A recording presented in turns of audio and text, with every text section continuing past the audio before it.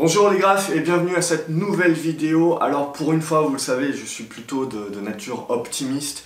Et pour une fois, je vais être un petit peu plus négatif. Négatif dans le sens voilà, où, pour moi, je vois réellement en fait un vrai risque arriver sur... c'est sur les GAFAM tout simplement. Et donc on parle de ces valeurs internet, que ce soit Google, Facebook, Apple. Et voilà, on peut y rajouter, évidemment on peut y rajouter Tesla, parce que pour moi c'est très important de rajouter Tesla, Netflix, voilà, vous pouvez rajouter même Nvidia par exemple. Voilà, et de comprendre en fait que on a un panier de valeurs comme ça, que l'on peut nommer les GAFAM, mais on peut aller chercher également les autres, donc les autres titres que l'on peut nommer les FANG. Et quand on regarde ces titres-là, ils sont sur des progressions absolument énormes depuis quelques années, et puis ce sont des progressions qui deviennent exponentielles. Ce qui est intéressant de voir, c'est que les business models, de toute façon, ces grands groupes sont énormes, et c'est tout à fait normal et logique, sauf que dorénavant, on est en train légèrement de voir et de donner un prix actuellement à ces actions-là sur des perspectives qui sont quand même très encourageantes sur des perspectives donc à l'horizon 2020, 2021, 2022. Donc c'est là justement où les marchés commencent un petit peu à aller trop loin et à mettre une valorisation aujourd'hui sur ces titres-là sur un trop long à venir. Et ça, on sait qu'en règle générale, il y a un retour à la normale. Mais le risque, en fait, c'est pas réellement celui-ci. Je veux dire, ces business sont énormes, ces business sont forts. Potentiellement, bien évidemment, qu'ils corrigeront, qu'il y aura des prises de profit. Mais là où je vois un réel risque, c'est finalement dans ce que l'on nomme aujourd'hui l'effet momentum, et qui est en fait l'effet que j'appelle l'effet mouton. Tout simplement, où on va avoir que ce soit des particuliers ou que ce soit surtout des gestionnaires de fonds. La problématique vient surtout des gestionnaires de fonds. Et tout le monde veut acheter ce qui marche. Et la problématique quand tout le monde achète ce qui marche, c'est que du coup, on va renforcer en fait sous forme de prophétie autoréalisatrice les choses qui marchent au détriment forcément des choses qui marchent moins bien ou qui ne marchent pas, qui vont encore moins bien marcher bien évidemment. Donc en fait, on a une rotation de ce qu'on peut nommer une rotation sectorielle qui a déjà eu lieu depuis bien longtemps, puisqu'on voit que les valeurs internet sont continuellement en boom depuis des années, et on le voit également quand on regarde l'indice numéro 1 des valeurs technologiques qui est le Nasdaq. On voit une progression exponentielle depuis bien des années, après une petite phase corrective dans les années 2015-2016, et puis à l'été 2016, on est reparti de plus belle. Et depuis, on voit que les consolidations, puisqu'on peut parler de consolidation, sont tout de suite achetées. Donc en fait, toute consolidation est vue comme une opportunité d'achat. C'est-à-dire qu'on a des personnes qui ont une aversion à l'opportunité, donc qui ont loupé le train et qui, dès qu'il y a une petite baisse, se jettent dessus en se disant maintenant c'est bon, j'ai l'opportunité et je mets tout ce que j'ai. Ou j'emprunte de l'argent pour pouvoir également investir. Donc on a également ce phénomène de dette, d'argent dette qui est créé pour aller s'investir sur les marchés. Quand vous êtes particulier, surtout en France, c'est très compliqué, mais aux États-Unis c'est beaucoup plus simple.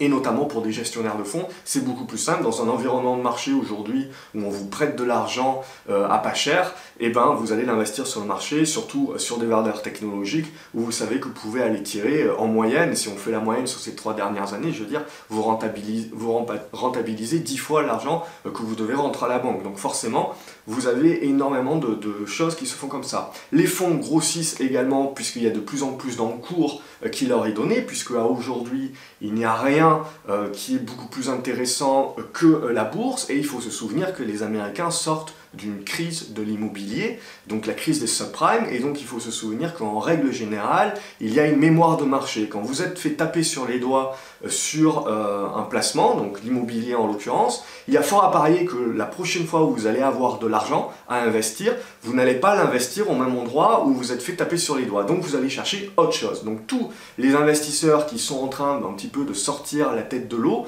ces dernières années, ils n'investissent plus dans l'immobilier. C'est pour ça qu'on a une progression de l'immobilier aux États-Unis qui est certes intéressante, mais qui n'est pas aussi forte que les plus belles années, alors qu'on peut considérer que le marché est à un bon niveau. Et derrière, tout cet argent-là, il va en bourse et il va notamment sur les sociétés GAFAM, sur les FANG, parce que c'est ça qui marche. Donc les gens, ils ont, par cette envie d'effet mouton, cette envie d'effet consensus, toujours aller acheter les choses qui marchent. Le fait qu'on achète des choses qui marchent, c'est forcément prophétie autoréalisatrice, on va faire encore mieux fonctionner ces choses-là. Le côté négatif de ça, c'est qu'en fait, on vous dit souvent qu'il faut diversifier ses placements et on vous dit que voilà, il faut diversifier ses placements pour éviter de mettre trop de risques et d'avoir finalement un panier et un portefeuille qui est composé essentiellement de 2 ou 3 lignes. Même si vous en avez 20, vous avez 2 ou 3 lignes qui font l'essentiel de la performance et sur lesquelles vous êtes surpondéré. La grosse problématique que je vois à ça, du coup, c'est que quand vous regardez les hausses, que ce soit du S&P, que ce soit du Nasdaq, et même si vous regardez à plus petite échelle la hausse du CAC 40, on se rend compte que cette hausse-là, elle est dynamisée en fait par de moins en moins d'actions qui sont elles-mêmes haussières.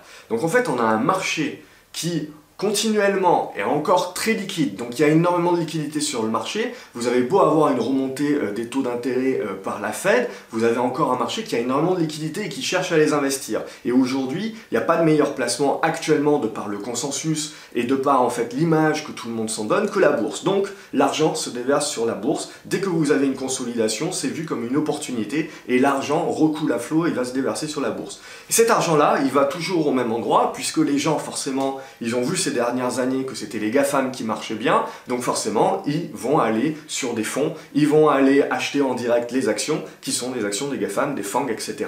En pensant toujours que ce qui a marché dans le passé fonctionnera dans le futur. C'est un biais cognitif, mais on aura l'occasion d'y revenir dans d'autres vidéos.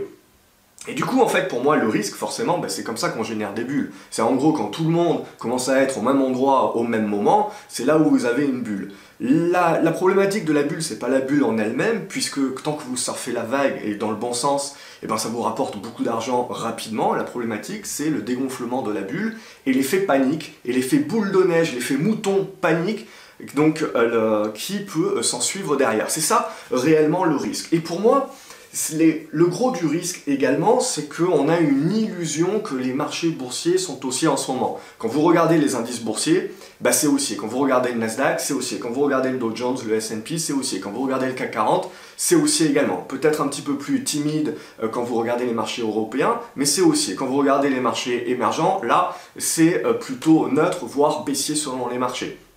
Donc, et quand on regarde... Après, moi, ce que j'aime bien, alors parce que j'ai énormément de temps, et c'est quelque chose que j'ai déjà dit également au sein de l'académie, notamment pour les valeurs françaises, ce que j'apprécie toujours, c'est regarder le marché dans son ensemble.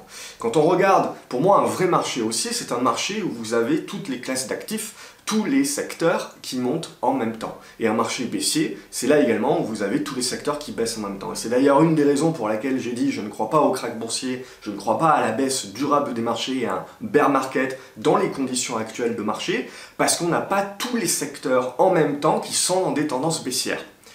Et là où c'est très intéressant, c'est que quand on regarde les États-Unis, on a un phénomène qui pour l'instant n'est pas en crise, mais qui peut faire peur dans le sens où vous avez finalement énormément d'argent qui est concentré, énormément de portefeuilles qui sont concentrés sur une poignée de valeurs. Et finalement tout ça, pourquoi? Parce que ces valeurs-là sont en train de représenter un poids de plus en plus énorme.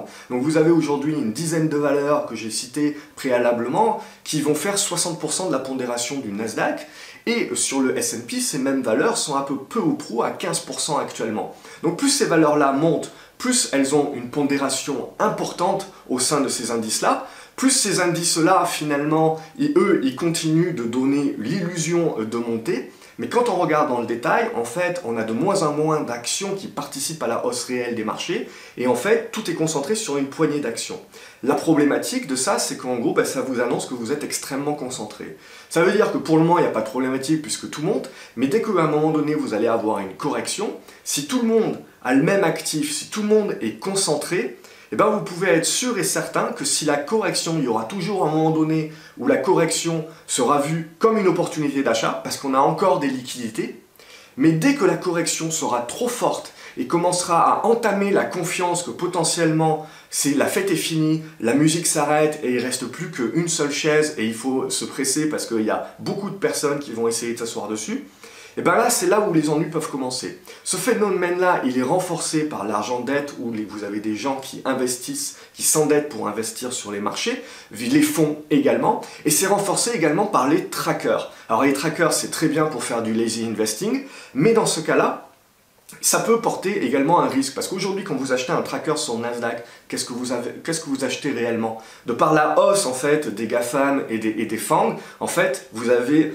un tracker qui est en fait concentré sur une dizaine de valeurs.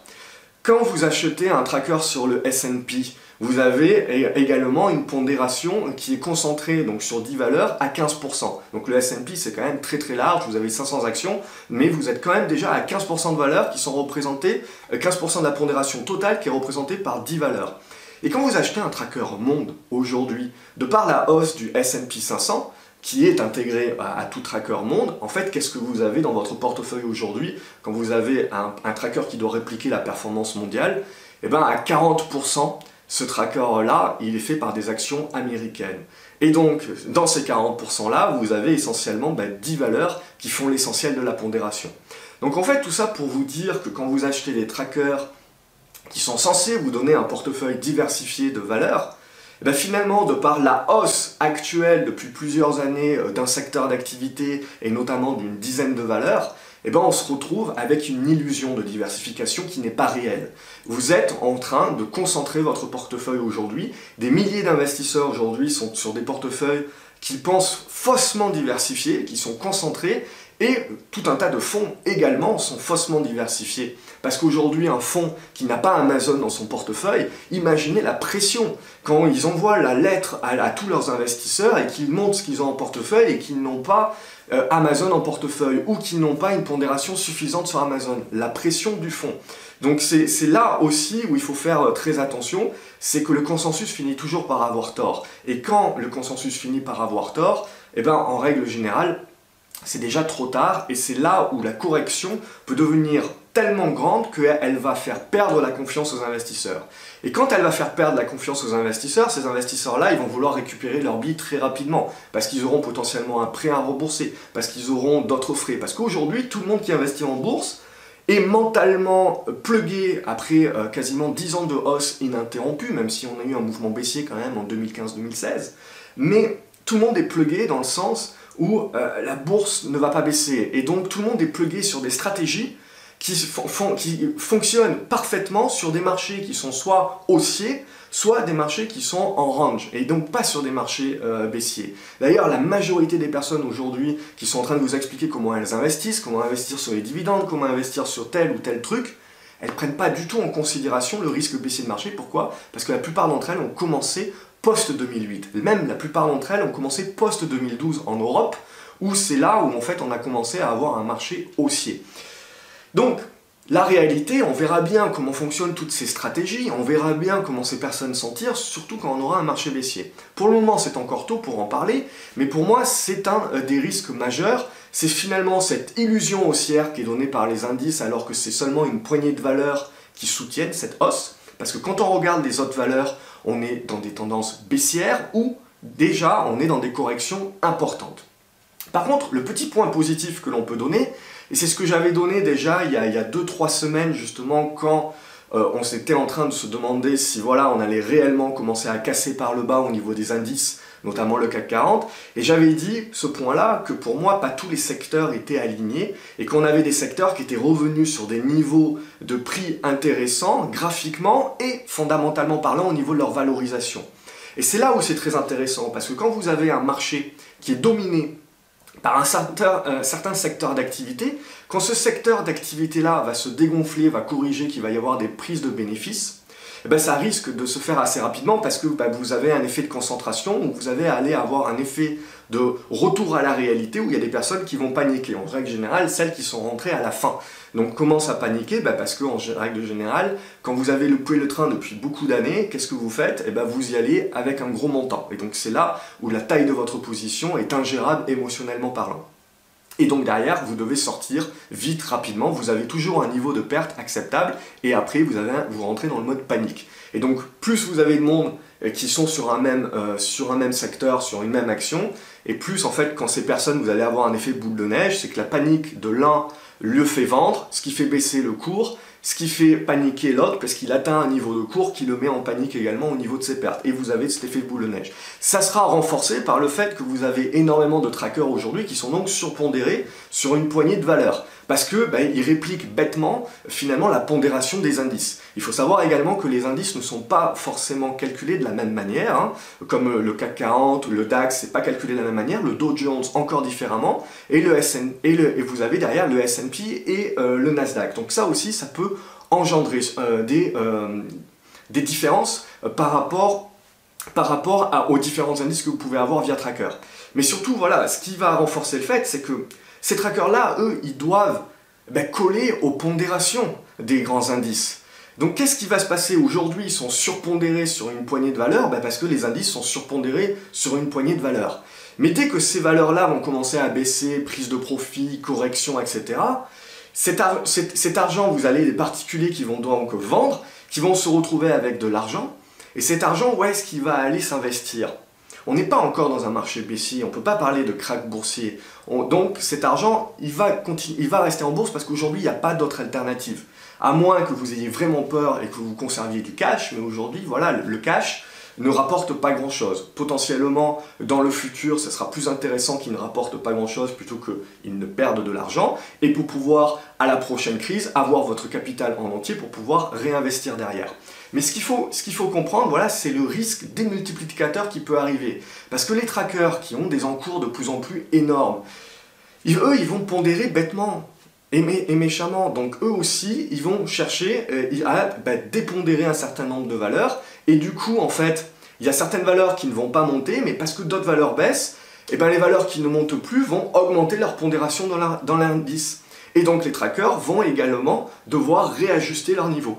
Donc ça, c'est ce qu'on nomme une rotation sectorielle. C'est ce qui pourrait bien arriver par rapport aux GAFAM et aux FANG, et ce qui va remettre en lumière des valeurs qui aujourd'hui sont dans des tendances baissières ou sont dans des corrections assez accrues, qui ont des business solides, qui sont sur des niveaux de valorisation intéressants, et donc à des niveaux de prix qui peuvent encourager, justement, une fois qu'on n'aura plus que les GAFAM en tête, on va peut-être se reconcentrer sur des valeurs qui sont à la casse, alors qu'elles ont des fondamentaux solides, alors qu'il y a des capitaux propres, alors que voilà, il y a quand même une valeur d'entreprise derrière.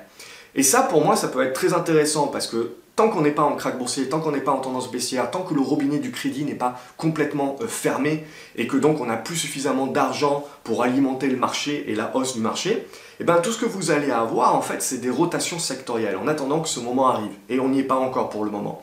Donc on ne va pas dramatiser sur ça.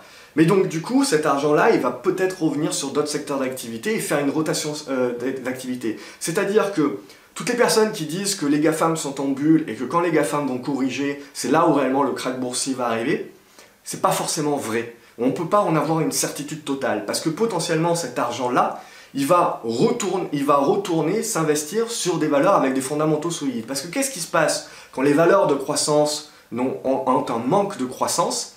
Les capitaux revont sur les valeurs qui ont du solide derrière, du concret, une valeur d'entreprise, des actifs.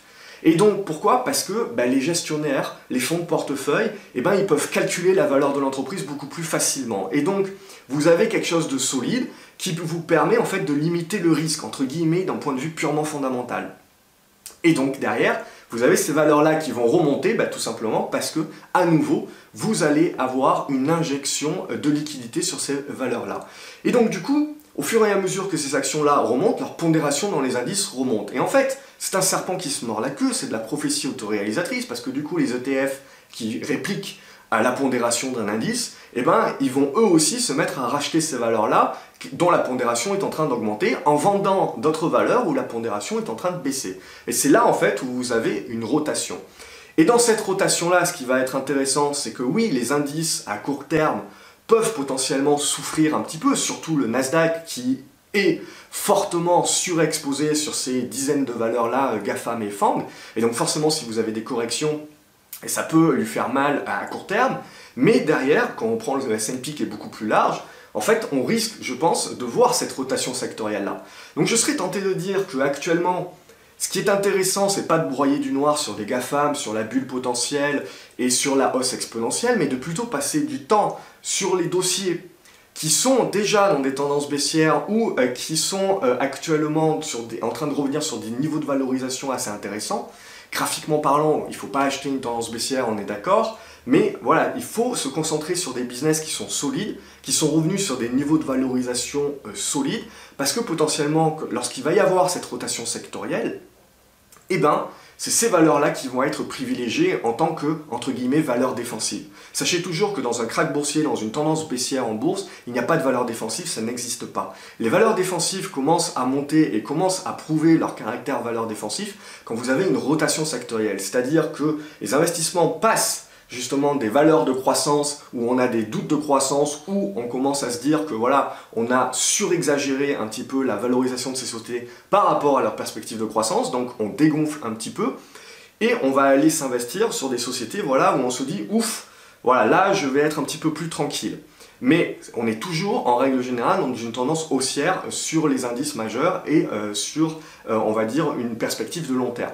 Par contre, dès que sur une perspective de long terme, on devient baissier, et bien c'est là vous n'avez plus de valeurs défensives. Vous avez toujours des valeurs qui s'en sortent mieux que d'autres, c'est sûr, mais même les valeurs défensives baissent dans un marché baissier. Donc je pense qu'on n'en est pas encore à ce point-là. Je pense qu'il est trop tôt aujourd'hui pour parler de krach boursier, qu'il est trop tôt pour parler de retournement baissier des marchés. Ça mettra du temps. Et surtout, il faudra que tous les secteurs d'activité baissent en même temps. Or aujourd'hui, ce que je vois, c'est en effet une trop forte concentration de par les trackers et de par les particuliers, de par les fonds sur une poignée de valeurs. Donc ça, je vois ça comme un risque de recrudescence de la volatilité dès que ce secteur-là va corriger. Par contre, je ne pense pas que l'argent va disparaître d'un coup, ce qui là en effet mettrait un gros problème sur les marchés et les ferait baisser bien plus grandement, mais que cet argent va aller se réinvestir sur des sociétés qui ont des fondamentaux beaucoup plus solides et qui ont un caractère, entre guillemets, défensif. Et ces valeurs-là vont nous permettre, pendant quelques mois, potentiellement jusqu'à 18 mois, on ne sait pas, de pouvoir en fait encaisser la correction des GAFAM, leur reprise de souffle qui serait tout à fait normale et saine, et donc de conserver finalement un équilibre sur les grands indices et de conserver finalement une tendance haussière de fond. Alors, on aura très certainement un regain de volatilité, mais cette rotation sectorielle, pour moi, ça sera le prémisse très certainement à une tendance baissière.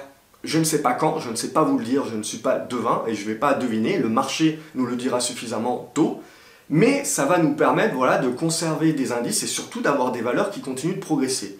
Mais ça ne sera pas les mêmes. Donc en fait, je pense qu'on est actuellement à un niveau pivot qui est une rotation sectorielle, mais qui n'est pas encore l'embranchement d'un marché baissier durable. Donc ce qu'on appelle réellement un bear market, et surtout d'un krach boursier. On peut avoir des corrections assez fortes, parce que le risque est qu'on est trop concentré sur une poignée de valeurs. Et donc oui, ça peut potentiellement pas mal bouger, mais ça va avoir pour effet de faire souffler un petit peu la pression et de faire se désinvestir de finalement une trop grande concentration pour se rediversifier sur un autre secteur d'activité et des secteurs d'activité beaucoup plus défensifs, donc où on a de la vraie valorisation d'actifs puisque les fonds sont très friands de revenir sur des sociétés qui cotent en dessous de leurs capitaux propres ou avec des niveaux de valorisation qui sont très intéressants par rapport aujourd'hui à des sociétés de croissance. Voilà, où le doute commence à s'installer sur le futur. Pas que elles continueront à être les mastodontes de demain, ça c'est sûr et certain, mais que potentiellement on est en train de survaloriser et de voir trop à long terme, alors qu'il y a certainement des phases intermédiaires dans le processus. Donc voilà un petit peu ce que j'avais à dire par rapport, vous le voyez, à ce que l'on peut voir comme un risque, mais derrière également à ce que l'on peut communiquer comme étant une opportunité et essayer d'éviter de voir tout en noir et essayer de voir l'opportunité justement avec le risque. Et ça sera pareil pour moi quand la crise arrivera, ça sera pareil quand vous aurez un marché baissier, durablement baissier, un bear market. On verra à ce moment-là comment les politiques sont capables de faire face et de pouvoir en profiter. À ce moment-là, le but du jeu, c'est que dans toute crise naissent des opportunités. Donc c'est ça qui sera réellement intéressant. Et donc la clé, quelque part, c'est de pouvoir en fait éviter de perdre de l'argent et donc de rester bloqué sur un secteur d'activité où l'on sait, voilà, pour l'instant, il n'y a pas de tendance baissière, c'est haussier, il n'y a rien à dire. Et en effet, c'est impeccable, mais de voir un petit peu les risques à l'horizon, d'être trop concentré, d'avoir finalement cette loi de Pareto qui est appliquée au marché, où vous avez quasiment 80% de la performance d'un indice boursier aujourd'hui qui est donnée par moins de 20% de ses actions, puisqu'on parle à peine de 10 actions, alors que le Nasdaq on compte 100. Hein. Donc voilà un petit peu le côté d'attention qu'il faut donner, et pour moi, si je devais parler de tous les risques, outre les autres risques économiques, géopolitiques, tout ce que vous voulez, pour moi, voilà, cette concentration, c'est un risque de regain de volatilité, et donc, qui dit un regain de volatilité, dit un regain de perte de confiance potentiellement sur ces valeurs-là, mais qui pourrait faire naître une opportunité de remettre sur la table et de faire transvaser via des vases communicants un certain nombre de liquidités sur des sociétés qui ont des fondamentaux beaucoup plus solides et que l'on voit baisser depuis de nombreux mois. Hein. On a beaucoup de valeurs, tout le monde dit que le marché est haussier, etc. Mais on a beaucoup de valeurs qui sont dans des tendances baissières et qui sont dans des grosses corrections, mais qui sont revenus sur des niveaux de valorisation très attrayants. Même si on ne pense pas que les perspectives économiques seront atteintes pour X raisons dans l'avenir, dans 1 an ou dans 2 ans, aujourd'hui, on est sur des niveaux de valorisation qui sont très intéressants, et si on adopte une logique fondamentale hein, sur la valeur des entreprises, on est sur des niveaux d'investissement sur ces valeurs-là. Donc je pense que ça peut être très intéressant, cette rotation sectorielle, de pouvoir l'observer et de pouvoir voir dans les prochains mois comment elle va se mettre en place, mais je pense que c'est en effet, plutôt que de parler de krach boursier et de tendances baissières durables des marchés, on n'en est pas encore là, je pense qu'on doit parler plus de rotation sectorielle. Et donc de distribution sur certains secteurs d'activité qui vont revenir s'investir sur d'autres secteurs d'activité. Voilà. Et on aura, bien entendu, moi, mon but quand je vous fais des vidéos le week-end, c'est de vous exposer également des valeurs que je trouve intéressantes. Et vous avez pu voir, en effet, que je suis beaucoup plus revenu sur les grosses capitalisations actuellement, sur des niveaux de valorisation, pas seulement de la technique d'analyse graphique, mais sur des niveaux fondamentaux, des niveaux de valorisation que je trouve pour l'instant attrayants. Alors bien entendu, il faut éviter de trop anticiper, et donc vous le voyez, il faut donc adapter sa taille de position, et une fois que graphiquement parlant, on aura validation que le marché en effet pense comme ça également, puisqu'il revient en masse sur ces valeurs-là, et bien là on aura un signal graphique également qui nous permettra d'accumuler nos positions parce que le marché nous donnera raison. Et c'est ça réellement donc la clé hein, pour moi dans mes investissements boursiers. Voilà, j'espère que vous avez apprécié cette vidéo, elle est un petit peu longue, mais n'hésitez pas donc à mettre un pouce en l'air, à partager votre avis dans les commentaires, hein. Vous n'êtes pas obligé d'être d'accord avec moi, vous pouvez avoir d'autres observations, et je veux dire, les commentaires, le débat, c'est fait également pour nourrir un petit peu notre vision et peaufiner tout ça ensemble. Hein. Donc c'est vraiment le but des commentaires, c'est d'échanger et de partager, et de pouvoir en gros, via la communauté, tous ensemble, avoir une opinion qui est beaucoup plus saine, je serais tenté de dire, beaucoup plus objectif, et pas faire du péjoratif en faisant du tout blanc ou du tout noir. Voilà, et puis abonnez-vous à la chaîne YouTube, comme ça vous loupez aucune autre de mes vidéos. Je vous souhaite une excellente journée les graphes.